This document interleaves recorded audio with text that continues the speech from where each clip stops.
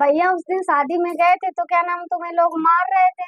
हाँ। हम इसीलिए बचाने नहीं आए कि मेरी भी मार हो जाएगी अगर पहचान के निकल आएंगे। मार क्या रहे थे बहन, असल में बताए, वहां पर था, हमारा निमंत्रण नहीं था, लेकिन हमारा पुलाव खाने का मन था। हाँ, हम टेंट लगा था बढ़िया, कपड़ा पहने थे, कोट पैंट था। हमने कहा ला हम भी चले जाए, खाना पीना खाए।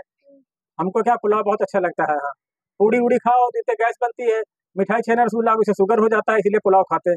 अब घर में हमारे कभी पुलाव बनता नहीं है। पुलाव 200 रुपए किलो पुलाव चावल, इसलिए भाभी तुम्हारी कभी बनाती नहीं है। हाँ, कहती कहीं शादी बरात हो तो वहीं से खा के आना, नहीं तो घर में नहीं बनेंगे। हाँ, वो पुलाव खाने चक्कर में हम चले गए। हाँ, तो जब वहां पर खाना खा रहे थे तो 4-5 लोग आए, हमसे पूछने लगे बहन कि किसके साथ आए, बराती जनाती कैसे आए हुए हैं।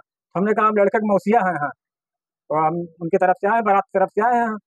जैसे हमने खाली बारात का नाम ले लिया, इतने वो सब लोग मानने लगे हमको। हाँ, कहने लगे ये पार्टी तो जन्मदिन की है। हाँ, तुम बता रहे हो लड़के की तरफ से है, इसीलिए उन्होंने हमको बहुत मारा।